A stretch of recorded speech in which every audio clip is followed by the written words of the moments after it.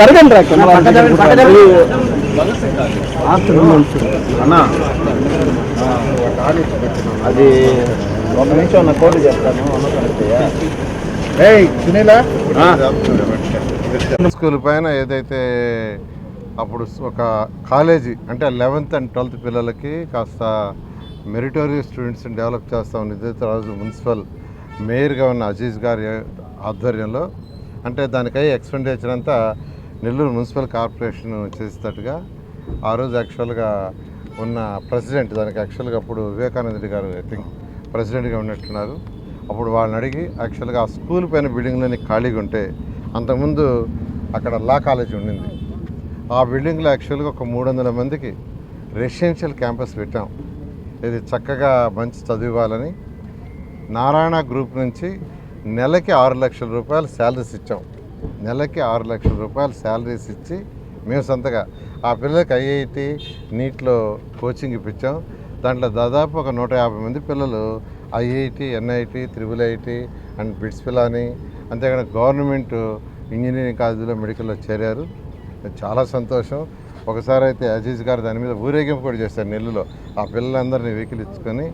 అటువంటిది యాక్చువల్గా వీళ్ళు దాన్ని ఆ రెసిడెన్షియల్ అన్నీ తీసేశారు. ఎలక్షన్ ముందు నేను చెప్పాను రాగానే దాని మళ్ళీ టేకప్ చేస్తామని. దాని మీద సుదీర్ఘంగా ఆలోచిస్తుండా కాలేజీ కాదు స్కూలు అంటే పిల్లలు 6th క్లాస్ నుంచి 12th దాకా అంటే నర్సరీ నుంచి 12th దాకా ఆ యొక్క కింద ఉన్న స్కూలు పైన మొత్తం బిల్డింగ్స్కి ఒక మోడల్గా చేసి ఏదైతే మన స్లమ్స్లో సర్వేపల్లి కెనాల్ కట్ట కావచ్చు, పెన్నా కట్ట కావచ్చు, దీన్ దయాళ్ నగర్ కావచ్చు, కుసుమార్జన కావచ్చు, పేదలు నిరుపేదల పిల్లలు ఉండారో వాళ్ళందరికీ హై క్వాలిటీ ఎడ్యుకేషన్ ఇంటర్నేషనల్ స్కూల్స్లో ఎలా ఇస్తారో ఇంకా చెప్పాలంటే ఈరోజు నెల్లూరులో ఉన్న స్కూల్స్లో ఇచ్చేదానికంటే బెటర్ ఎడ్యుకేషన్ పేదలు నిరుపేదలకు ఇవ్వాలనే దాంతో ఆలోచిస్తున్నాను. నేను యాక్చువల్గా మంత్రి గారితో కూడా మాట్లాడాను. అయితే త్వరలో కార్యరూపం ఏదైనా ఈ అకాడమిక్ చేయలేవు, ఆల్రెడీ అకాడమిక్ స్టార్ట్ అయిపోయింది. అందువల్ల ఇవన్నీ ప్లాన్లు చేసి నెక్స్ట్ అకాడమిక్ బిగినింగ్ నుంచి దాన్ని స్టార్ట్ చేయడం జరుగుతుంది. ఓకే కాదు కనీసం ఒక 1000 మంది పిల్లలకి బెనిఫిట్ అయ్యేది చేయాలి. అయితే దానికి ఫండ్స్ కావాలి. అంటే ఎస్టాబ్లిష్ చేయడం ఈజీ, సిఎస్ఆర్ ఫండ్ ఏదో ఒకటి చేస్తాం, బట్ రన్నింగ్ ఎక్స్పెండిచర్ ఇంపార్టెంట్.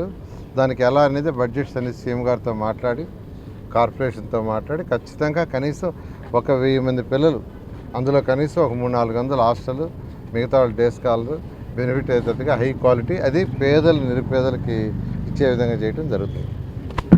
ఈ రాష్ట్రంలో మున్సిపల్ శాఖలో అనేక అవకతవకలు జరిగినాయి. అందులో పర్టికులర్గా ఈ యొక్క లేఅవుట్స్ విషయంలో చాలా జరిగినాయి.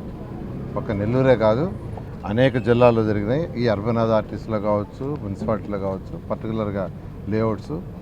దాని మీద యాక్చువల్గా ప్రిన్సిపల్ సెక్రటరీ గారికి ఆదేశించారు ఎంక్వైరీ చేయమని. నెల్లూరుకు కూడా ఒక 3-man కమిటీ వేశారు, కడప కూడా ఒక 3-man కమిటీ వేశారు.